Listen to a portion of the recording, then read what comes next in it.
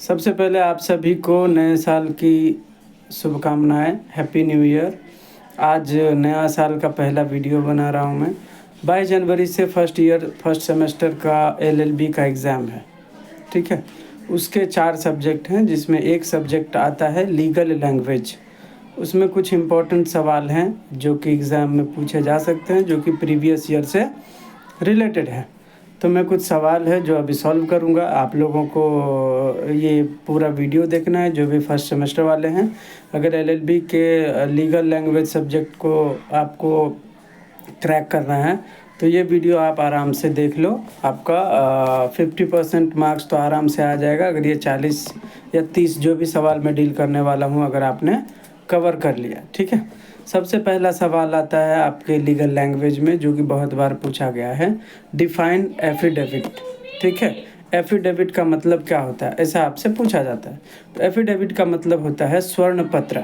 मतलब आप अपनी बात कहीं पे रख रहे हो, कहीं पे क्या मतलब कोर्ट में, कि आपने जो भी दस्तावेज कोर्ट के समक्ष रखे हैं या जो भी आपने बात कही है वो उनके हिसाब से एकदम सही है और करेक्ट है। अगर बाद में कुछ इसमें कोई खामियां या कोई गलती पाई जाती है, ठीक है, तो उसके लिए ये एफिडेविट देने वाला स्वयं जिम्मेदार होगा, ठीक है? तो एफिडेविट का मतलब होता है शपथ पत्र, कि मैं ये शपथ लेता हूँ कि आपको मैंने जो भी डॉक्यूमेंट दिए हैं या जो भी बात मैंने कही है वो मेरे हिसाब से पूरा का पूरा सही है, ठीक है? तो ये होता है एफिडेविट। इंग्लिश में इसको कैसे बोलते हैं? तो इसको बोला जाता है affidavit means a written statement made on oath और an solemn affirmation before an authorised person, ठीक है? किसी ऑथराइज्ड पर्सन के सामने आप ओथ लेते हो या किसी भी बात को अफर्म करते हो तो उसके लिए आप जो रिटन स्टेटमेंट देते हो उसको बोला जाता है एफिडेविट, ठीक है? दूसरा सवाल है व्हाट इज एडजर्नमेंट? एडजर्नमेंट का मतलब क्या होता है? तो एडजर्नमेंट का मतलब होता है स्थगन। मतलब कोई प्रोसीडिंग चल रही है कोर्ट में और आपको उस दिन किसी भी कारणवश आप उस दिन प्रोसीडिंग को अटेंड नहीं कर सकते, ठीक है?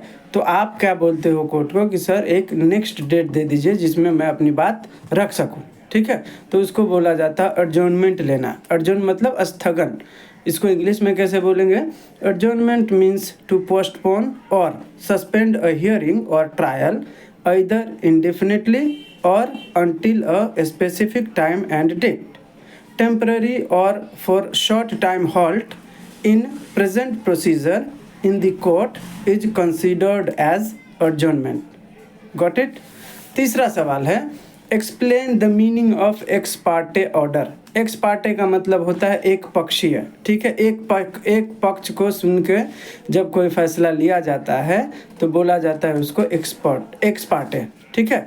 तो जब कोई कोर्ट में किसी प्रोसीजर पर कोर्ट ऑर्डर पास करना होता है कोर्ट को, और एक पार्टी हर हियरिंग में आता है और दूसरा पार्टी किसी हियरिंग में नहीं आता, ठीक है?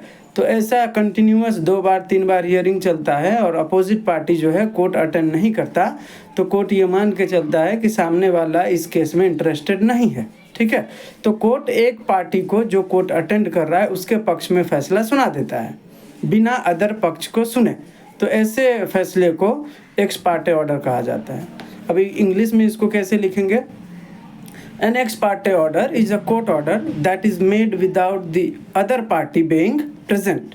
The term ex parte is a Latin term which means from one party. An ex parte order is a order passed in the absence of the opposite party. ठीक है? जब सामने वाला पार्टी कोर्ट में नहीं आता है और वो बार बार नहीं आता है तो कोर्ट फिर उसके लिए वेट नहीं करता, एक पार्टी को सुन के वो फैसला ले लेते हैं, ठीक है? अगला सवाल है differentiate between discharge and acquittal. Discharge और अक्विटल में क्या फ़र्क है ये आपसे पूछा जाएगा, ठीक है? डिस्चार्ज का मतलब होता है ए temporary release from criminal proceeding without a formal verdict of guilt और इनोसेंट। डिस्चार्ज जो होता है वो एक टेम्पररी रिलीज होता है, ठीक है? उसमें वो बिना किसी जजमेंट के, बिना किसी प्रोसीजर को फॉलो किए वो किया जाता है। जैसे मान के चलो कोई प्रोसीडिंग चल रहा है तो वो ट्रायल पूरा नहीं चलेगा, ठीक है। ट्रायल पूरा ख़त्म होने के बाद तक वेट नहीं किया जाएगा। चार्जशीट फाइल हुआ, कोर्ट को लगा कि सामने वाले के खिलाफ नहीं बन रहा है ऑफेंस, तो डिस्चार्ज कर दिया जाएगा उसको, ठीक है, तुरंत। ऐसा होता है। लेकिन अक्विटल क्या होता है? अक्विटल का मतलब होता है पूरा ट्रायल चलेगा, पूरा क्या बोलते हैं प्रोसीजर होगा, इन्वेस्टिगेशन, समन, वारंट, ये सब इशू होगा, ठीक है। तो सब होने के बाद फाइनल आर्ग्यूमेंट होगा, तब कोर्ट डिसीजन देगा कि भाई ये बंदा सज़ा पाएगा, ये बंदा निर्दोष है, इसको छोड़ दिया जाएगा। अगर कोर्ट ट्रायल के बाद पूरा एविडेंस वगैरह होने के बाद कोर्ट को ये लगता है कि ये बंदा अपराध किया है और इसको सज़ा मिलना चाहिए, तो कोर्ट उसे कन्विक्ट कर देगा। अगर कोर्ट को लगता है कि नहीं, इस बंदे के खिलाफ कोई सबूत नहीं मिला है, तो कोर्ट उसको अक्विट कर देगा, ठीक है।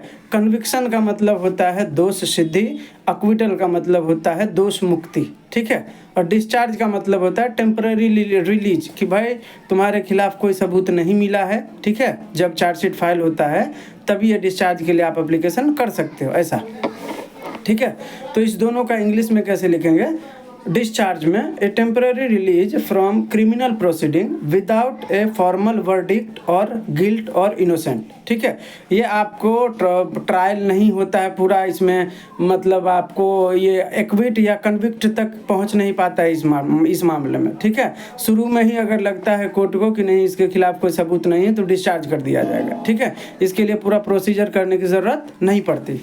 अक्विटल में a permanent release from criminal proceeding determine after a full trial and establishing innocence, ठीक है। इसमें फुल ट्रायल होता है, इसमें कोई वो दो मत नहीं है। पूरा ट्रायल होगा, एविडेंस स्टेज जितने भी प्रोसीजर है सारे फॉलो होंगे।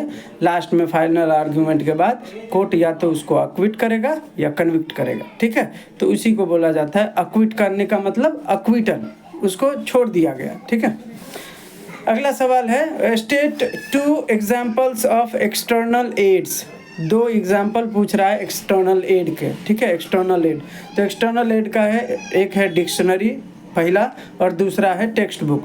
जब कोर्ट को कोई भी, आप जब इंटरप्रिटेशन ऑफ इंस्टीट्यूट पढ़ोगे, ठीक है, IOS, ये शायद मेरे हिसाब से 3rd सेमेस्टर में है या 4th सेमेस्टर में, तो जब IOS पढ़ोगे तो उसमें कोर्ट को कभी कभी ऐसा होता है ना कि कोर्ट भी किसी मुद्दे पे फंस जाता है, राइट।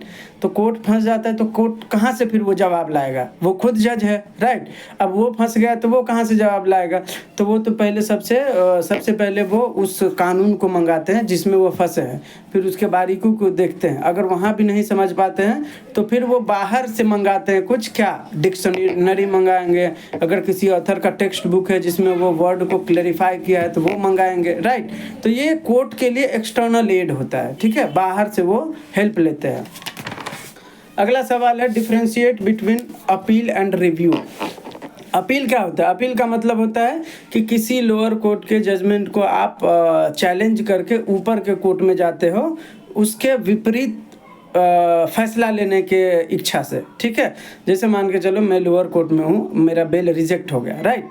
तो मैं जाऊंगा ऊपर के कोर्ट में कि ये बेल रिजेक्ट हुआ है, ये नहीं होना चाहिए, ठीक है। फिर से आप बेल के लिए अपील करो, तो उसको बोला जब लोअर कोर्ट के चैलेंज को, लोअर कोर्ट के जजमेंट को आप चैलेंज करते हो ऊपर के कोर्ट में, तो उसे बोला जाता है अपील में जाना, ठीक है। रिव्यू का मतलब होता है कि जिस कोर्ट ने आपका फैसला सुनाया है, आपको लगता है कि कोर्ट ने कहीं पे एरर किया है, कहीं पे मिस्टेक किया है, तो आप उस कोर्ट को वापस से बोलते हो कि आप अपने जजमेंट को वापस से पुनर्विचार करें। इसी को बोला जाता है रिव्यू। तो अपील जो होता है ऊपर के कोर्ट में होता है, रिव्यू सेम कोर्ट में होता है। इसी के साथ एक आता है रिवीजन, ठीक है। रिवीजन को भी मैं बता देता हूँ। रिवीजन का मतलब होता है कि आप लोअर कोर्ट का कोई भी जजमेंट है जहाँ पे कुछ एरर हुआ है, ठीक है, तो उस एरर को करेक्ट करने के लिए आप ऊपर के कोर्ट में जाते हो, जिसको बोला जाता है रिवीजन, ठीक है। रिवीजन भी ऊपर के कोर्ट में जाना पड़ता है, अपील भी ऊपर के कोर्ट में जाना पड़ता है, और ये अपना रिव्यू जो है सेम कोर्ट में होता है। अगला सवाल है एक्सप्लेन ज्यूरिसडिक्शन। ठीक है। जुरिस्डिक्शन का मतलब होता है अधिकार क्षेत्र। आपको पता है हर पुलिस वाले का अपना एक एरिया होता है, हर कोर्ट का अपना एक एरिया होता है। तो हर पुलिस वाले का अपना एक एरिया होता है कि आपको इस एरिया के बाउंड्री के अंदर अगर कोई अपराध होता है तो आप इस मामले को संज्ञान में लोगे। तो वो एरिया उसका क्या हो गया, जुरिस्डिक्शन हो गया, उसका अधिकार क्षेत्र हो गया। ठीक है। इसी तरीके से कोर्ट का भी होता है। हर एक कोर्ट के अंदर 4-5 पुलिस स्टेशन दे दिया जाता है कि ये पुलिस स्टेशन आपके अंदर आएगा। अब उस पुलिस स्टेशन का जहाँ तक एरिया होगा वो पूरा एरिया किसका हो गया, उस कोर्ट का हो गया, राइट। तो इसी तरीके से पूरा जुरिस्डिक्शन जो होता है उस पुलिस वाले का वो उस कोर्ट के अंदर आ जाता है। तो अधिकार क्षेत्र का मतलब होता है, जुरिस्डिक्शन का मतलब होता है कि किसी भी अथॉरिटी का अपना क्या बोलते हैं उसका वर्किंग ग्राउंड, उनके अंदर उनको उतना दे दिया जाता है कि आपको यहीं तक आपके अधिकार को यूज करना है, इस्तेमाल करना है। ठीक है। मैं इंग्लिश में पढ़ देता हूँ। Jurisdiction means the extent of the authority of a court to administer justice. Jurisdiction is of three kinds, namely pecuniary jurisdiction, territorial jurisdiction and subject matter jurisdiction. 3 तरीके का जुरिस्डिक्शन होता है। पेक्यूनरी का मतलब होता है पैसे के लेन देन में। जैसे आप क्रिमिनल कोर्ट में जाओगे तो 6 टाइप के कोर्ट होते हैं। ठीक है। ये पहला होता है हाई कोर्ट, दूसरा होता है सेशन कोर्ट, तीसरा होता है आपका जुडिशियल मजिस्ट्रेट फर्स्ट क्लास, चौथा होता है आपका जुडिशियल मजिस्ट्रेट सेकंड क्लास। इसके बाद होता है ये क्या बोलते हैं जुडिशियल एग्जीक्यूटिव मजिस्ट्रेट। तो एग्जीक्यूटिव मजिस्ट्रेट के पास लॉ एंड ऑर्डर मेंटेन करने के लिए काम दिया गया है। Judicial magistrate first second class के पास 10,000 तक का जुर्माना देने का अधिकार है। ठीक है। इसके बाद जुडिशियल मजिस्ट्रेट फर्स्ट क्लास आता है, उनके पास 50,000 तक का जुर्माना लगाने का अधिकार है। इसके बाद आता है चीफ जुडिशियल मजिस्ट्रेट, उनके पास 50,000 से ऊपर जितना भी फाइन लगाना होगा वो लगा सकते हैं। तो जो भी पैसे के लेन देन के आधार पर जब कोर्ट का जुरिस्डिक्शन तय किया जाता है तो उसको बोला जाता है पेक्यूनरी जुरिस्डिक्शन।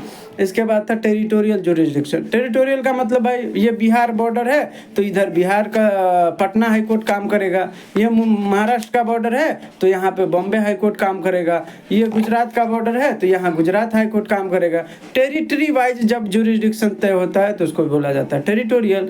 इसके बाद है सब्जेक्ट मैटर। सब्जेक्ट मैटर का मतलब क्या, अब आप जाओगे सिविल कोर्ट में और बोलोगे मर्डर का केस आप देखो तो देखेगा क्या, नहीं देखेगा, क्योंकि मर्डर के लिए क्रिमिनल कोर्ट बनाए गए हैं। आपको बता दूं 3 टाइप के कोर्ट होते हैं। पहला होता है क्रिमिनल कोर्ट, दूसरा होता है सिविल कोर्ट और तीसरा होता है फैमिली कोर्ट। ठीक है। ये 3 तरीके का मेन कोर्ट होता है। अब आप criminal court, criminal matter, murder का मैटर आप फैमिली कोर्ट में लेके नहीं जा सकते। कोई फैमिली मैटर है जैसे डाइवोर्स लेना है तो आप क्रिमिनल कोर्ट में नहीं आ सकते। तो हर सब्जेक्ट के लिए अलग अलग कोर्ट बनाया गया है। रेंट कंट्रोल में मान के चलो रेंट का कोई मसला है तो आप उसको लेके क्रिमिनल कोर्ट में नहीं जा सकते। आपका कोई चेक बाउंस का केस है, आप फैमिली कोर्ट में नहीं जा सकते। तो सबका अपना अपना सब्जेक्ट वाइज जुरिस्डिक्शन बना दिया गया है तो उसको बोला जाता है सब्जेक्ट वाइज जुरिस्डिक्शन। ठीक है। मैंने अपील और रिव्यू का इंग्लिश में बताया नहीं कैसे लिखना है आपको। ठीक है, बता देता हूँ। देखिए अपील में an appeal is heard in a higher court, जबकि रिव्यू का है a review in the same court that passed the original order. ठीक है। दूसरा है an appeal is a challenge of a court decision, जो कि मैंने पहले बता दिया था। मैं इंग्लिश में पढ़ दे रहा हूँ ताकि आपको एग्जाम में लिखने में सुविधा हो। जबकि रिव्यू में a review is a request to consider the legality और एरर ऑफ अ जजमेंट। ठीक है, मैंने बोला था पहले। तीसरा an appeal is a statutory right, you can go to the higher court. Appeal जो है आपका अधिकार है और आप जा सकते हो ऊपर के कोर्ट में। जबकि ए review is not a statutory right and is at the डिस्क्रिएशन of the court. Review आपका अधिकार नहीं है। ठीक है। आप उस कोर्ट में एक रिव्यू पिटीशन डालो, उस कोर्ट को अगर लगेगा कि ठीक है रिव्यू ले लेते हैं तो ले लेगा, नहीं तो नहीं लेगा, ये उनके ऊपर है।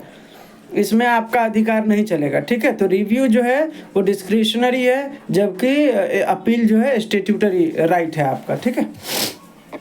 अगला है explain writ of habeas corpus. देखिए मैं आपको बता दूं, रिट जो होता है वो 5 टाइप का होता है। रिट किसी भी फंडामेंटल राइट को प्रोटेक्ट करने के लिए ये रिट का इस्तेमाल किया जाता है। ठीक है। हाई कोर्ट में अगर आपको जाना है किसी भी फंडामेंटल राइट को प्रोटेक्ट करने के लिए, अगर ये पांचों में से कोई रिट डालना है तो हाई कोर्ट के पास पावर है अंडर आर्टिकल 226, इसके अंदर आप हाई कोर्ट में फाइल कर सकते हो। सुप्रीम कोर्ट के पास पावर है अंडर आर्टिकल 32 में आप सुप्रीम कोर्ट में कोई भी रिट फाइल कर सकते हो। ये जो 5 होते हैं, 5 में कौन कौन सा होता है? पहला होता है आपका हेबियस कॉर्पस, दूसरा होता है मैंडमस, तीसरा होता है प्रोहिबिशन, चौथा होता है सर्सोरारी और पांचवा होता है पांचवा का हेबियस कॉर्पस, मैंडमस, प्रोहिबिशन, सर्सोरारी और पांचवा कौन सा होता है? पांचवा का याद नहीं यार। हेबियस कॉर्पस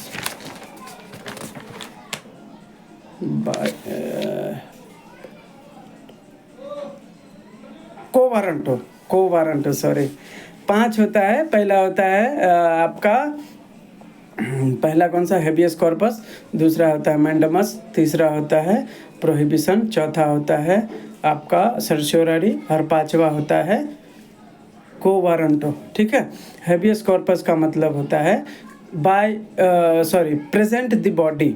ठीक है, इसका मतलब है कि कोई भी बंदा किसी भी बंदे को, ठीक है, अगर इलीगली डिटेन करके रखता है, उसको पकड़ के रखता है, कहीं बंद करके रखता है, तो उस केस में उसका फैमिली मेम्बर उसके खिलाफ कोर्ट में जा सकता है और बोलेगा कि इस बंदे को वहाँ से छुड़ाइए, क्योंकि उसको वो इलीगली कैद करके रखा है। तो इसके लिए हेबियस कॉर्पस का जो है आप रिट लगा सकते हो हाई कोर्ट में 226 के अंदर, सुप्रीम कोर्ट में 32 के अंदर। ठीक है। दूसरा है मैंडमस। मैंडमस का मतलब होता है कि कोई भी अथॉरिटी है, जुडिशियल हो या क्वासी जुडिशियल हो, अगर वो अपना काम नहीं कर रहा है, ठीक है, तो उसको उसका काम कराने के लिए आप हाई कोर्ट या सुप्रीम कोर्ट में जाते हो कि इसको बोलो ये अपना काम करे, ये काम नहीं कर रहा। जैसे मान के चलिए कोई अथॉरिटी है जिसको कोई काम करना था, मान के चलो रोड का काम करना है, ठीक है, रोड कहीं पे एकदम पाथ होल हो गया है, वहाँ पे बहुत सारा एक्सीडेंट हो रहा है, बहुत सारे लोग मारे जा रहे हैं, लेकिन अथॉरिटी काम नहीं कर रही है। आप उनसे रिक्वेस्ट किए फिर भी नहीं कर रहा है, तो आप सीधा रिट लेके पहुंच जाते हो कोर्ट। सर ये मेरी बात नहीं सुन रहा है, आप बोलेंगे तो ये सुनेगा, तो रिट ऑफ मैंडमस डालते हैं, फिर कोर्ट बोलता है वी कमांड। मैंडमस का मतलब होता है वी कमांड, मतलब मैं जो बोल रहा हूँ वो आपको करना है। ठीक है, तो वी कमांड। इसके बाद था प्रोहिबिशन। प्रोहिबिशन का मतलब होता है कि कोई भी कोर्ट जिसका वो जुरिस्डिक्शन नहीं है, ठीक है, और वो बियॉन्ड जुरिस्डिक्शन जाके कोई भी मैटर अपने अंदर लेता है, अपने पास लेता है, ठीक है, जिनका उसको अधिकार नहीं है, तो ऐसे मैटर को वो कोर्ट इंटरटेन ना करे, इसके लिए आप जो है प्रोहिबिशन का रिट हाई कोर्ट या सुप्रीम कोर्ट में डालते हो, और वो कोर्ट जो है हाई कोर्ट या सुप्रीम कोर्ट उस कोर्ट को रोकता है कि भाई आप ये जो मामला है आप नहीं ले सकते, क्योंकि ये आपके जुरिस्डिक्शन में नहीं है। प्रोहिबिट कर देते हैं, उनको रोक देते हैं कि आप नहीं करोगे। ठीक है। रिट ऑफ सर्सोरारी का मतलब होता है कि जैसे मान के चलो ये जुरिस्डिक्शन नहीं था तो ये मैटर इंटरटेन नहीं कर सकते। कभी कभी क्या होता है मैटर इंटरटेन कर भी लेते हैं, फैसला भी सुना देते हैं, जबकि वो उनके अधिकार क्षेत्र में नहीं था। ठीक है, तो उनका जो ऑर्डर पास हुआ है उसको अगर आपको रोकना है तो आप रिट ऑफ सर्सोरारी लगाते हो हाई कोर्ट या सुप्रीम कोर्ट में कि सर इस कोर्ट ने गलत जुरिस्डिक्शन में जाके गलत फैसला सुना के और ये गलत ऑर्डर पास किया है, तो इसको आप ऑर्डर को क्वैश करो, ख़त्म करो। तो फिर हाई कोर्ट या सुप्रीम कोर्ट रिट ऑफ सर्सोरारी लगा के सर्सोरारी का मतलब होता है CERTIORARY सर्टियोरारी। ठीक है, इसको बोला जाता है सर्सोरारी। तो रिट ऑफ सर्सोरारी के तहत हाई कोर्ट या सुप्रीम कोर्ट उस कोर्ट के ऑर्डर को ख़त्म कर देता है, क्वैश कर देता है और बोलता है आप कोई इस तरीके के ऑर्डर पास नहीं करोगे। ठीक है। पांचवा है आपका रिट ऑफ कोवारंटो। कोवारंटो का मतलब होता है बाय व्हाट अथॉरिटी, आपको किसने यह अथॉरिटी दिया। मान के चलो आप ट्रेन में जा रहे हो और ट्रेन में कोई पुलिस वाला आया, कांस्टेबल, और आपसे बोल रहा है कि अपना टिकट दिखाओ। आपको पता है कि ट्रेन में टीटी बनाया गया है जो टिकट चेक करेगा, तो ये कांस्टेबल कौन से हक से आया आपसे टिकट मांगने, टिकट चेक करने? कांस्टेबल का ड्यूटी नहीं है। तो आप कोर्ट में ये केस डाल सकते हो कि सर वो जो पुलिस वाला था, कांस्टेबल था, वो अपने पोस्ट का गलत इस्तेमाल कर रहा था, उसके पास कोई अथॉरिटी ही नहीं था। तो सुप्रीम कोर्ट या हाई कोर्ट उस कंसर्निंग पुलिस वाले को या उसके अथॉरिटी को भेज देगा लेटर, किस अथॉरिटी से वो टिकट चेक कर रहा था, बाय व्हाट अथॉरिटी।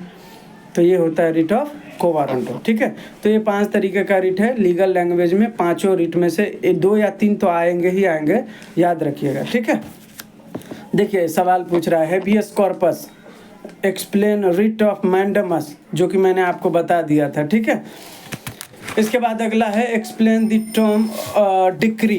डिक्री का मतलब होता है ऑर्डर यार। किसी भी कोर्ट का जब फाइनल आर्ग्यूमेंट होने के बाद जब जजमेंट आता है ना, उसके बाद डिक्री पास होता है। ठीक है, उसको बोला जाता है डिक्री। मतलब final determination of suit is known as decree, सीधी लैंग्वेज में।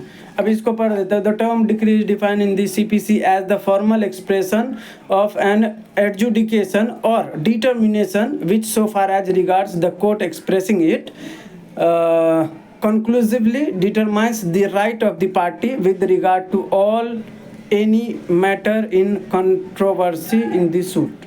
ठीक है, सूट के अंदर दो पार्टी का जो भी कंट्रोवर्सी होता है उसमें किसका राइट बनता है किसका नहीं, तो फाइनल डिटर्मिनेशन फाइनल एडजुडिकेशन जो होता है कोर्ट का, उसको बोला जाता है डिक्री।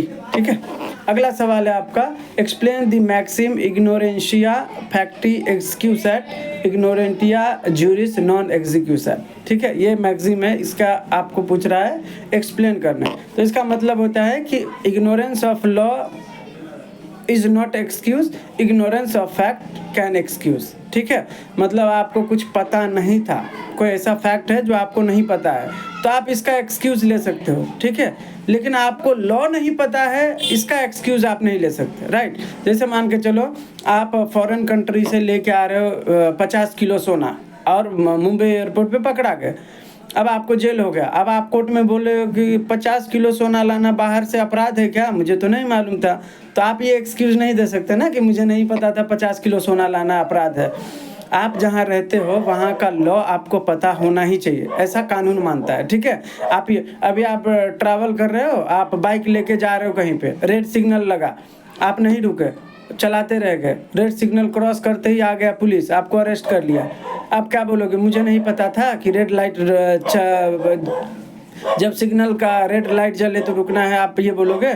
ऐसा नहीं होता है। अगर आपको इंडिया के सिटीजन हो तो यहाँ के बेसिक लॉ आपको पता होने चाहिए। तो लॉ नहीं पता था, इसका एक्सक्यूज नहीं ले सकते। हाँ, कोई फैक्ट है आपको नहीं पता है तो हो सकता है भाई, फैक्ट है तो फैक्ट तो हर चीज़ का होता है, तो वो नहीं पता है तो उसका एक्सक्यूज है। ठीक है, लेकिन लॉ नहीं पता था, इसका एक्सक्यूज नहीं होता है। ठीक है, देखो the maxim ignorantia facti excusat ignorantia juris non excusat means ignorance of fact is an excuse but ignorance of law is not. ठीक है, इग्नोरेंस ऑफ लॉ का एक्सक्यूज नहीं है। अगला आपसे पूछ रहा है एक्सप्लेन द साइटेशन। साइटेशन पूछ रहा है आपसे, और केस का नाम है animal welfare board of India versus A Nagaraja and others. ये केस है 2014 का। ठीक है, और 7 SCC 547 ये केस का साइटेशन है पूरा। ठीक है, अब आपको इसका साइटेशन एक्सप्लेन करना है इसके बारे में। तो देखिए इसका आंसर है, this is the citation of a case where animal welfare board of India is an appellant and A Nagaraja is the respondent. ये जो केस का नाम था, तो पहला वाला जो था वो अपेलेंट है, दूसरा वाला नाम जो था वो रिस्पोंडेंट है। This case is reported in 2014 on the page 547 by SCC Supreme Court cases which has been decided by the Supreme Court। ये इसका आंसर है। तो ये साइटेशन वाला केस बहुत बार पूछा जाता है, तो आप लोग याद रखना। अगला सवाल है, आपसे पूछा जाएगा डिफाइन या एक्सप्लेन फुल फॉर्म, या आपको बोलेगा right full form of these two followings. ठीक है, दो नीचे शॉर्टकट में लिखा रहेगा, आपको बोलेगा फुल फॉर्म लिखो। तो जैसे मान के चलो आपसे बोलेगा SCC का फुल फॉर्म लिखो, तो सुप्रीम कोर्ट केसेस। आपको बोलेगा AIR का फुल फॉर्म लिखो, ऑल इंडिया रिपोर्ट। राइट, इसके बाद आपसे बोल देगा SCR का मतलब बताओ, सुप्रीम कोर्ट रिपोर्टर। ठीक है, तो इस तरीके से आपसे शॉर्ट भी टर्म पूछे जा सकते हैं। अगला सवाल है आपका, state any 2 features of the magazine which is known as lawyers collective। Lawyers collective करके एक मैगजीन है, उसका 2 फीचर के नाम बताने को बोल रहा है आपसे। तो इसका 2 फीचर ये था कि पहला ये था कि ये उनके जो रीडर्स हैं, लॉयर्स कलेक्टिव के जो रीडर्स हैं, वो उनको खुला ऑफर देते थे कि अगर आपको कुछ आर्टिकल लिखवाना हो ना तो आप मुझे बोलना, मैं फ्री में लिख के दूंगा। ये सबसे अच्छा उनका था। और वो अप्रोच करते थे कि इसको लॉ स्टूडेंट्स को, जो नए नए आए हैं, जिनका दिमाग बहुत ज़्यादा तेज चलता है, उनको वो ऑफ़र देते थे कि आपका अगर कुछ लिखना हो तो मुझे बताना, मैं अपने न्यूज़पेपर में फ्री में छापूंगा आपका। दूसरा था इसका features, provides national and international titbits relating to legal happening. ठीक है, इंटरनेशनल हो या नेशनल हो, अगर लॉ से रिलेटेड कुछ भी वहाँ पे हुआ है अफेयर्स, तो उसके बारे में अपडेट देता है ये लॉयर्स कलेक्टिव मैगजीन। तो ये 2 फंक्शंस है इसके। ठीक है, इसके बाद अगला सवाल है आपका इधर गया, हाँ, explain the maxim res ipsa loquitur. Res ipsa loquitur का आपसे पूछा जा रहा है एक्सप्लेन, कि एक्सप्लेन करो इसका। तो रेस इप्सा लोक्यूटर का मतलब होता है the fact speaks for itself. मतलब कोई ऐसा परिस्थिति है, कोई ऐसा फैक्ट है जिसको आपको देख के ही समझ में आ रहा है कि यार इसमें ऐसा हो सकता है। ठीक है, एक एग्जांपल देता हूँ। कोई जैन धर्म के लोग हैं, पंडित हैं, मतलब उनके इसमें आपको पता होगा कि वो कुछ ड्रेस वाइट कलर का कुर्ता, वो धोती टाइप के लपेट के, हाथ में कुछ कमंडल बर्तन डब्बा या कुछ ऐसा रहता है, वो लेते हैं और फिर वो मंदिर के तरफ जाते हैं। तो उनके एक्ट से आपको क्या लगता है कि वो मंदिर जा रहे हैं, राइट? आपको कुछ समझने की ज़रूरत है क्या कि वो कहाँ जा रहा होगा? आपने देखा और समझ गया आप कि थिंग्स स्पीक्स इटसेल्फ।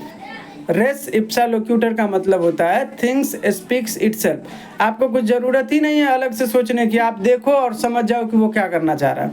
तो आपको पता है कि वो मंदिर जा रहा है, ऐसा। The Latin maxim res ipsa loquitur means the fact speaks for itself, which means the situation of a particular act is enough to get the idea what has happened। ठीक है, कोई ऐसा पर्टिकुलर सिचुएशन है, ठीक है, जिसको आपको देख के ही समझ में आ रहा है कि वहाँ पे क्या हुआ है। कोई बॉडी गिरा है, वहाँ पे ब्लड निकल रहा है, तो आप क्या समझोगे कि किसी ने उसको मार दिया है। समझ में आ रहा है ना? ऐसा थोड़ी है कि वहाँ पे कोई किसी को ब्लड निकला है और आप सोचोगे नहीं वो खेल रहा है, ऐसा तो नहीं सोचोगे। आप समझ जाओगे एक झटके में कि वहाँ पे मर्डर हुआ है किसी का। तो थिंग्स स्पीक्स इटसेल्फ। अगला है आपका एक्सप्लेन दी ट्रेसपास एब इनिशियो। ट्रेसपास एब इनिशियो का मतलब होता है, एब इनिशियो का मतलब होता है फ्रॉम द बिगिनिंग, मतलब शुरू से ही वो ऐसा। ठीक है, from the beginning। Explain the trespass ab initio। The term ab initio means from the beginning। Trespass ab initio occurs when a person lawfully enters some property under authority of law but then abuses the power causing harm or exceed their limit। ठीक है, मतलब trespass एब initio का मतलब होता है कि आपको लॉफुली कहीं जाने का अधिकार है किसी के घर में। जैसे मान के चलो मैं पुलिस वाला हूँ, ठीक है, मुझे किसी के घर पे सर्च वारंट का ऑर्डर आया है। अब मैं जा रहा हूँ उसके पास, उसके घर में एंटर कर रहा हूँ ज़बरदस्ती, उसको बोल भी नहीं रहा हूँ कि मुझे घर की तलाशी लेना है। मैं बोला घर खोलो, फटाक से खोला, मैं घुस गया सीधा। अगर मेरे पास अथॉरिटी नहीं होता तो ये तो ट्रेसपास होता, करेक्ट ना? किसी के घर में बिना परमिशन के घुसना ट्रेसपास होता है। लेकिन मेरे पास तो अथॉरिटी है, तो मैं अथॉरिटी के साथ घुस रहा हूँ, राइट? लेकिन अथॉरिटी मिला है मुझे उसके घर की छानबीन करने, और मैं जाके वहाँ पे मिसयूज कर रहा हूँ, किसी के परिवार वाले को मार रहा हूँ, किसी के बहन को छेड़ रहा हूँ, किसी के लॉकर से पैसा निकाल रहा हूँ। अथॉरिटी है मुझे घर में घुसने का, लेकिन मैं वहाँ पे क्या कर रहा हूँ, अपने अथॉरिटी का मिसयूज कर रहा हूँ। तो जब हम किसी लॉफुल अथॉरिटी के साथ किसी के घर में ट्रेसपास करते हैं और उस ट्रेसपास का आप मिसयूज करते हो तो इसको बोला जाता है ट्रेसपास एब इनिशियो। ठीक है, अगला है आपका how tort is different from breach of contract. ये सवाल बहुत इंपॉर्टेंट है। टॉर्ट जो है ब्रीच ऑफ कॉन्ट्रैक्ट से कैसे डिफरेंट है, अलग कैसे है? The main difference between a tort and breach of contract are, first, tort के अंदर है। A tort is a civil wrong that violates an individual right, जबकि breach of contract, while a breach of contract is when a party fails to fulfill the term of an agreement। Tort जो है एक civil wrong होता है जो कि अब कोई किसी के फंडामेंटल राइट को वायलेट करता है तब अराइज होता है, जबकि contract of breach of contract क्या होता है, जब दो पार्टी किसी कॉन्ट्रैक्ट में होते हैं और कोई एक पार्टी कॉन्ट्रैक्ट को या कॉन्ट्रैक्ट के एग्रीमेंट के हिसाब से काम करने में फेल हो जाता है, तब उसको माना जाता है कि वो ब्रीच ऑफ कॉन्ट्रैक्ट हुआ। दूसरा, tort law protect the public. Tort law जो है पब्लिक एट लार्ज को प्रोटेक्ट करता है, उसके अंदर सब आ जाते हैं। While contract law protect the parties to an agreement. Contract law सिर्फ उस पार्टी को प्रोटेक्ट करता है जो कॉन्ट्रैक्ट के अंदर है, बाकी को उससे क्या मतलब। तीसरा, tort law enforces legal duty of care. Tort law बोलता है कि आपकी जो ड्यूटी है आप उसको फुलफिल करो, किसी और के राइट के अंदर हस्तक्षेप मत करो। जबकि while contract law enforce the term of the contract. तो कॉन्ट्रैक्ट लॉ बोलता है कि कॉन्ट्रैक्ट के अंदर जो भी मसला है उसके ऊपर मैं अमल करूँगा, उसके ऊपर मैं फोकस करूँगा, ठीक है। चौथा, tort law aims to punish the responsible party. Tort law बोलता है कि जो भी पार्टी ने गलत किया है उसको पनिश करना है, जबकि कॉन्ट्रैक्ट लॉ बोलता है while contract law aims to compensate the injured party. Contract law बोलता है कि कोई भी पार्टी जिसका नुकसान हुआ है कॉन्ट्रैक्ट में उसको कंपनसेशन मिलने का अधिकार है। अगला सवाल है आपका, explain the meaning of acquittal. Acquittal का मतलब क्या होता है। अक्विटल का मैंने पहले ही डिफाइन कर दिया था। अक्विटल का मतलब होता है दोष मुक्ति। आपका कोई क्रिमिनल मैटर चल रहा था कोर्ट में चार्जशीट फाइल हुआ, फाइनल आर्ग्यूमेंट हुआ, कोर्ट ने डिसीजन लिया कि आप जो है निर्दोष है, आपके खिलाफ कुछ भी नहीं मिला है, तो कोर्ट क्या करेगा, आपको बाइज्जत बरी कर देगा। तो बाइज्जत बरी को ही इंग्लिश में अक्विटल कहा जाता है, ठीक है। अगला सवाल मैं पढ़ देता हूँ इसको, इंग्लिश में आपको लिखने में अच्छा रहेगा। Explain the meaning acquittal. An acquittal is a formal declaration that someone accused of a crime is not guilty of crime. It's a judicial decision that made after a full trial and examination of all witness. An acquittal means that the prosecution failed to prove the accused guilt beyond a reasonable doubt. जब prosecution fail हो जाता है किसी accused को accused ठहराने में, तब वो निर्दोष साबित होता है, ठीक है। और निर्दोष साबित होता है तो कोर्ट उनको बरी कर देते हैं, जिसको अक्विटल कहा जाता है। अगला सवाल है, give the full form of the following. दो नीचे सवाल दिए, उसका फुल फॉर्म पूछ रहा है। देखिए, पहला है एससीसी, दूसरा है एआईआर। एससीसी का मतलब होता है सुप्रीम कोर्ट केस, दूसरा है एआईआर, इसका मतलब होता है ऑल इंडिया रिपोर्टर, ठीक है। अगला सवाल है अगला सवाल है एक्सप्लेन कैविएट इम्पटोर। कैविएट इम्पटोर का मतलब होता है बायर बी अवेयर, ठीक है। जैसे मान के चलो आप कोई सामान खरीद रहे हो, तो ये आपकी भी ड्यूटी है कि वो सामान जांच परख के लो, दुकानदार को बता के लो, ठीक है, कि मुझे ऐसा ऐसा ये सामान चाहिए। बाद में मुंह उठा के आप जाओगे कि उसने गलत सामान दे दिया है, तो आपके ऊपर उसके ऊपर आप केस नहीं कर सकते, ठीक है। ये मान के चलो मुझे एसी लेना था, मेरा घर 2 BHK का है और मुझे पूरे हॉल में एसी का ठंडक चाहिए था। मैं दुकानदार के पास गया, बोला एसी दो, उसने जो एसी दे दिया मैं ले लिया। ना मैंने उसको ये बताया कि मेरा 2 BHK का है, बड़ा फ्लैट है, तो थोड़ा बड़ा एसी देना जिससे पूरा रूम ठंडा हो। ना मैंने उसको बोला कि कम बिजली वाला देना जो कम बिजली खाए, ठीक है। मैंने कुछ उसको बोला नहीं, मैंने एसी दिया, उसने, मैंने पैसा दे दिया, ले आया घर पे। अब घर पे लाया तो एसी जो है कूलिंग कम दे रहा है और बिजली भी ज़्यादा खा रहा है। अब इसके लिए मैं उस दुकानदार पे केस करने जा रहा हूँ कि उसने मुझे ठग लिया, तो आप केस नहीं कर सकते। क्यों? क्योंकि जब आप एसी लेने गए तो आपको ये आपकी ड्यूटी थी कि दुकानदार को बताओ कि भाई ये एसी जो है मुझे 2 BHK के घर के लिए चाहिए, तो थोड़ा ज़्यादा कूलिंग वाला देना, बिजली कम खाए ऐसा देना, थोड़ा हेवी महंगा वाला देना, अच्छा क्वालिटी का देना।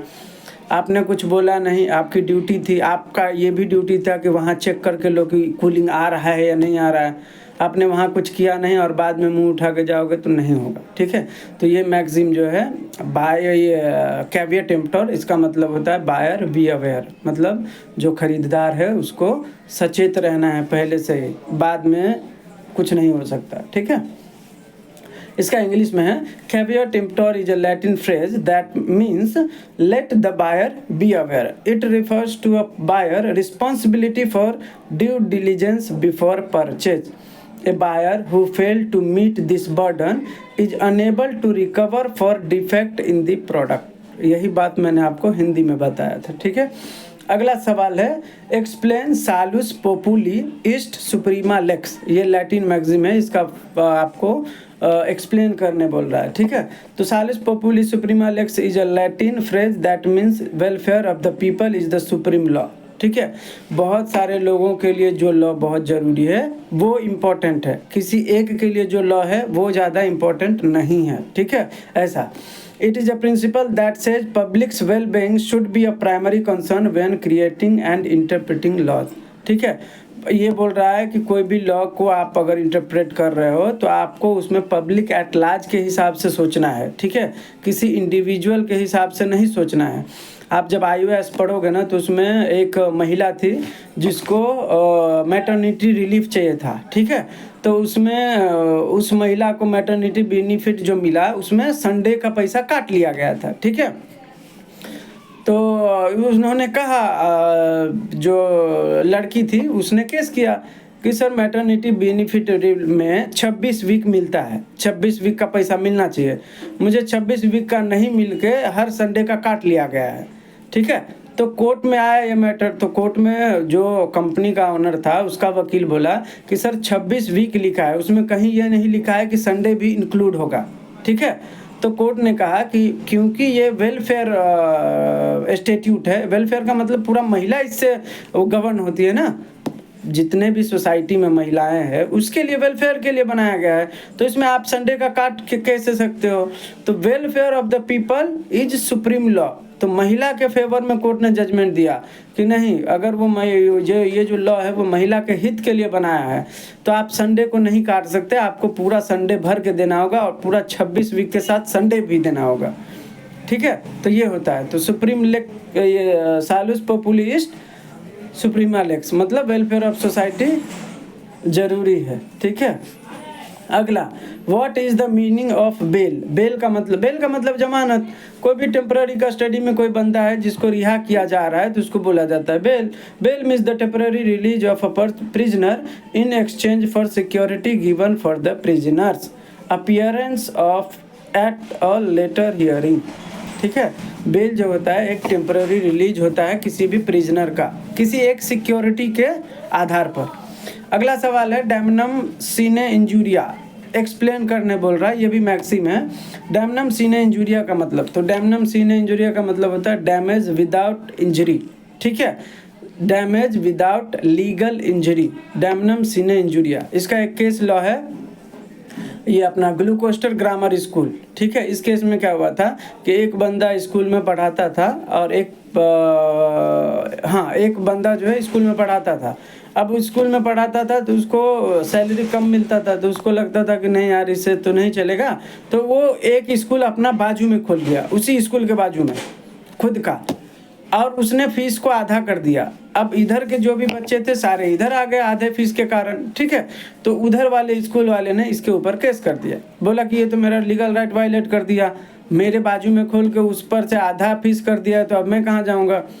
तो कोर्ट ने कहा देखो तुम्हारा डैमेज हुआ है, मानता हूँ तुम्हारा जो फाइनेंशियल लॉस है वो हुआ है, लेकिन तुम्हारा लीगल राइट वायलेट नहीं हुआ है। उसका भी तो अधिकार है स्कूल खोलने का, तुम्हारा थोड़ी है कि तुम ही सिर्फ स्कूल खोल सकते हो, वो नहीं खोल सकता, वो भी तो खोल सकता है ना। तो ये लीगल राइट को वायलेट नहीं कर रहा है। हाँ तुम्हारा डैमेज हुआ है मानता हूँ, लेकिन तुम्हारा लीगल राइट वायलेट नहीं हुआ, तो तुम्हारे डैमेज से केस नहीं बनता, लीगल राइट वायलेट हुआ ही नहीं है तो केस बनेगा भी नहीं, ठीक है। तो इसको बोला जाता है डैमनम सीने इंजूरिया। अगर आपसे लैंडमार्क केस पूछे इसके संदर्भ में तो ग्लूकोस्टर ग्रामर स्कूल। इसी के अपोजिट एक और मैगजीन होता है इंजूरिया सीने डैमनम, ठीक है, जिसका मतलब होता है कि लीगल राइट इंजरी हुआ है लेकिन आपको डैमेज नहीं हुआ, ठीक है। Legal right injury without damage. इसमें क्या होता है, इसमें होता है कि एक बार एक बंदा था जिसको वोट देने जाना था, वो वोट देने गया तो उसको पुलिस वाले ने रोक लिया। पुलिस वाले ने रोका लेकिन उसको वोट नहीं देने दिया पुलिस वाले ने, नहीं तुम नहीं दे सकते हो, ठीक है। तो वो जब तक केस करेगा तो लंबा टाइम जाएगा, ठीक है। उसने देखा कि जिसको उसने वोट किया वही बंदा, जिसको उसको वोट करना था वही पार्टी जीत गया वहाँ से। तो ये कोर्ट में गया कि सर ये तो मेरा लीगल राइट वायलेट किया है, ठीक है। तो कोर्ट ने कहा कि हाँ तुम्हारा लीगल राइट वायलेट हुआ है, लेकिन ये बात भी सही है कि तुम्हें कोई डैमेज नहीं हुआ। क्यों? क्योंकि तुम्हारा वोट डालने का अधिकार था, वो तुम्हारा इन्फ्रिंज हुआ, ये मानता हूँ। डैमेज तुम्हारा नहीं हुआ, क्यों? क्योंकि तुमको जिसको वोट देना था वही तो जीता है, तो तुम्हारा डैमेज कहाँ हुआ? तो इंजुरिया सीने डैमनम का मतलब होता है लीगल राइट इंजरी हुआ है लेकिन विदाउट डैमेज, आपका डैमेज नहीं हुआ है। उस वाले में क्या था, उस वाले में डैमेज हुआ था लेकिन लीगल राइट वायलेट नहीं हुआ था। ये कॉन्सेप्ट अच्छे से समझना, डैमनम सीने इंजुरिया, इंजुरिया सीने डैमनम, ऐसा, ठीक है। अगला सवाल है आपका, explain the term of offence. Offence का मतलब है कोई भी एक्ट या ओमिशन जो किसी भी लॉ के अंदर पनिशेबल है, उसको ऑफेंस कहा जाता है। इसमें मैं एक्स्ट्रा आप लोगों को बता देता हूँ, ऑफेंस जो होता है ना 6 तरीके का होता है, ठीक है। ऑफेंस पहला होता है कॉग्निजेबल ऑफेंस, दूसरा नॉन कॉग्निजेबल ऑफेंस, तीसरा होता है बेलेबल ऑफेंस, चौथा होता है नॉन बेलेबल ऑफेंस, पांचवा होता है आपका कंपाउंडेबल ऑफेंस, छठा होता है नॉन कंपाउंडेबल ऑफेंस, ठीक है। इसके बाद अगला सवाल है आपका, व्हाट इज प्लेंट। प्लेंट का मतलब होता है वाद पत्र। जब आप सिविल केस पढ़ोगे तो उसमें जब आपका कोई भी विवाद होता है तो आप कोर्ट में जाते हो ना, तो आप जब कोर्ट में जाते हो तो अपने वकील के थ्रू आप पहले केस बनवाते हो कि भाई हमारी बात लिख लो अपने केस में, तब तो कोर्ट में रखोगे अपनी बात। तो जब वो वकील उस अपने क्लाइंट की पूरी बात किसी डॉक्यूमेंट में लिखता है उसको बोला जाता है प्लेंट। और जब ये प्लेंट कोर्ट में जाता है तो बन जाता है सूट। सूट जब कोर्ट लेता है तो उसको बोला जाता है इंस्टीट्यूशन ऑफ सूट, ठीक है। इसके बाद अगला सवाल है आपका, what is the limitation period for setting aside x Partey degree. Court, किसी कोर्ट ने आपके बिहाफ में, आप 2 बार नहीं गए, 3 बार नहीं गए तो एक्स पार्टे डिग्री दे दिया है। अब उसको कैंसिल कराने के लिए आपके पास कितना टाइम है ये पूछ रहा है लिमिटेशन एक्ट के हिसाब से। तो लिमिटेशन के हिसाब से 30 दिन आपको मिलता है किसी भी एक्स पार्टे ऑर्डर को चैलेंज करके सेट असाइड कराने के लिए, ठीक है, 30 डेज। अगला सवाल है important, explain the term power of attorney. Power of attorney का मतलब होता है कि अपना पावर किसी और को ट्रांसफ़र करना। मेरा ये प्रॉपर्टी है, मैं नहीं हूँ यहाँ पे, तो ये सारी देखभाल ये करेगा अभी से, तो मैं इसको पावर ऑफ अटर्नी दे देता हूँ। जैसे मान के चलो कोई चेक बाउंस का केस होता है, हर जगह कंपनी का मालिक तो नहीं जा सकता ना, तो अपने स्टाफ को पावर ऑफ अटर्नी दे देता है कि तू जा मेरे बिहाफ में पूरा केस डील कर, ठीक है। तो वो फिर पावर ऑफ अटर्नी के द्वारा वो करता है। तो पावर ऑफ अटर्नी का मतलब होता है अपना पूरा पावर किसी पर्टिकुलर टाइम के लिए, किसी पर्टिकुलर थिंग्स के लिए आप दे रहे हो, तो उसको बोला जाता है पावर ऑफ अटर्नी, ठीक है। कोई प्रिंसिपल अपने क्या बोलते हैं क्लाइंट को समझ लो या अपने स्टाफ को अपना पावर ट्रांसफ़र करता है तो उसको बोला जाता है पावर ऑफ अटर्नी, ठीक है। अगला है who is a plaintiff. Plaintiff का मतलब जो वाद पत्र डाल रहा है।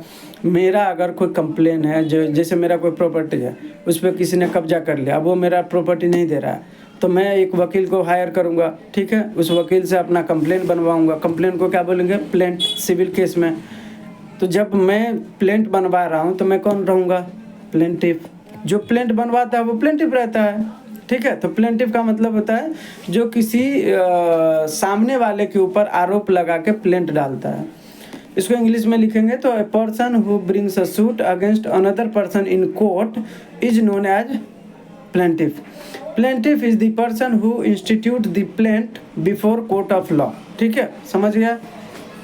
अगला सवाल है explain respondent superior. Respondent superior का मतलब पूछ रहा है। रिस्पोंडेंट सुपीरियर का मतलब होता है लेट द मास्टर आंसर। मतलब जैसे मान के चलो मैं किसी कंपनी में काम कर रहा हूँ, मैं एक LIC एजेंट हूँ, मैं LIC में काम करता हूँ, ठीक है। अब मैं किसी बंदे को जो है ठग लिया ड्यूरिंग एम्प्लॉयमेंट, तो वो जो बंदा है सामने वाला वो सीधा उसके लिए मुझे जिम्मेदार नहीं मानेगा, वो इसके लिए सीधा कंपनी को भी केस कर सकता है, ठीक है, कि तुम्हारा ही आदमी था, तुम्हारे ही अंडर। जैसे मान के चलो मैं कार ड्राइवर हूँ, ठीक है, मेरे साथ पीछे सेठ भी बैठे हैं, मैं चला रहा हूँ और मैंने किसी को ठोक दिया, तो उस सामने वाले को जो मुआवजा देना है वो सेठ देगा, मैं नहीं दूंगा, क्योंकि मैं अपने कोर्स मतलब एम्प्लॉयमेंट के दौरान मैंने वो कांड किए हैं, ठीक है। तो ऐसा मैं भी एक्सप्लेन करता हूँ इंग्लिश में। Respondent superior is a legal doctrine that means let the master answer which says that a party is responsible for the action of their agent. In the employment context, it means that an employer can be held liable for the action of their employees. ठीक है, कोई भी employee अपने employment के दौरान अगर कोई कांड करता है तो उसके लिए एम्प्लॉयर जिम्मेदार होगा, मालिक जिम्मेदार होगा, नौकर नहीं, ठीक है। इसके बाद है explain the doctrine audi alteram partem. Audi alteram partem का मतलब क्या होता है? ऑडी अल्ट्रम पार्टम का मतलब होता है लेट हियर बोथ साइड या हियर अदर साइड, या इसके बहुत सारे मतलब होते हैं लेकिन बात एक ही है, listen to the other side, या let the other side be heard, या हियर द बोथ साइड, या no one can be condemned unheard. ये 4-5 चीज़ें होता है। इसका सीधा मतलब ये होता है कि दोनों पार्टी का सुनो। कोई भी मैटर है कोर्ट में तो आप ऐसा नहीं कर सकते कि एक पार्टी का सुनो, दूसरे पार्टी को भी सुनना पड़ेगा आपको, दोनों पार्टी का सुनना है। तो यही होता है audi alteram partem, hear the both side. एक साइड को नहीं सुनना है आपको, दोनों साइड को सुनना है तब फैसला देना है, ठीक है। That means listen the other side और let the other side be heard और hear the both side. It is a fundamental principle of natural justice. Natural justice में 2-3 चीज़ें हैं जो बहुत इंपॉर्टेंट है। एक है आपका पर्सनल बायस, आप बायस नहीं हो सकते किसी के खिलाफ। जब आप 2 बंदे का केस देख रहे हो, एक मामा का बेटा है तो मामा के बेटे के पक्ष में फैसला सुना दिया तो नहीं, ये नेचुरल जस्टिस का वायलेशन है।